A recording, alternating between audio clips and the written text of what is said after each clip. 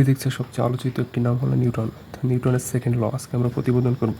নিউটনের সেকেন্ড লটি হচ্ছে কোনো বস্তুর ভরবেগের পরিবর্তনের হার এর উপর প্রযুক্ত বলের সমানুপাতিক এবং বল যে দিকে ক্রিয়া করবে বস্তুর ভরবেগের পরিবর্তন ও সেদিকে ঘটে। তো এটা আমার থিওরিটা আজকে আমরা প্রমাণ করবো। তো এখন আমার কি আছে, জানা আছে ভরবেগ কি, ভরবেগ পি সমান কি এম বি, ভর এবং বেগের গুণফল। এখন এই গুণকে যদি সময়ের সাপেক্ষে অন্তর্গ্রহণ করি, DD T of P vector বলছে কি ভরবেগের পরিবর্তনের হার ডিডি টি অফ পি সমানুপাতিক এর উপর প্রযুক্ত বলের সমানুপাতিক। তাহলে ডিডি টি অফ পি সমানুপাতিক ডিডি টি অফ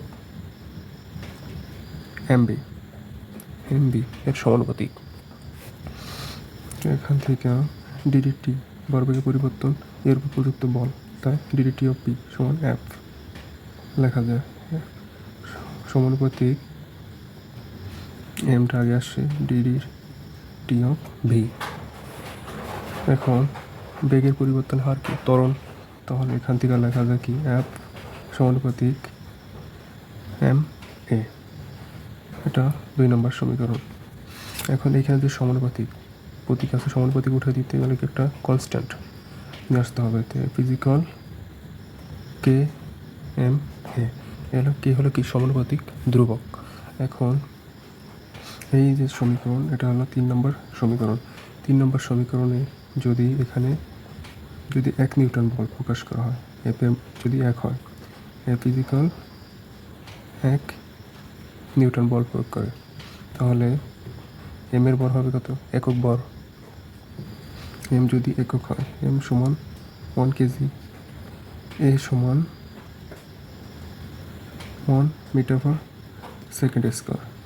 অর্থাৎ একক ভরের কোনো বস্তুর উপর একক ত্বরণ ক্রিয়া করলে 1 নিউটন পরিমাণ বল হবে। তাহলে 3 নম্বর সমীকরণ থেকে আমরা লিখতে পারি কি 1 নিউটন সমান 1 নিউটন কে।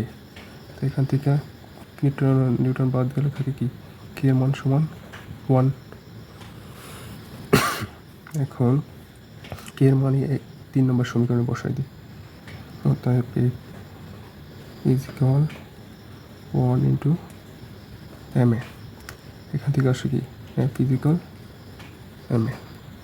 এটাই নিউটনের দ্বিতীয় সূত্র, F is equal M A প্রমাণ।